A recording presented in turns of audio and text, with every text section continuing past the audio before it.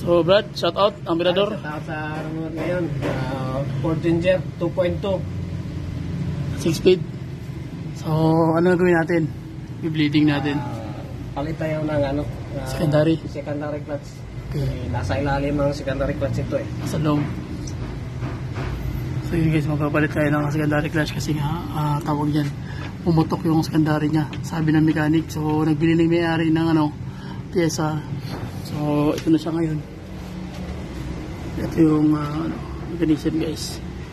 Tinanggal na namin yung sa niya, coupler. So bumili ng bago yung may-ari. Ito na ikakabit natin, bago na. Okay, sige. So ayan na yung sistema, ganyan siya. Ayan o. So luma, tanggalin mo na. Okay.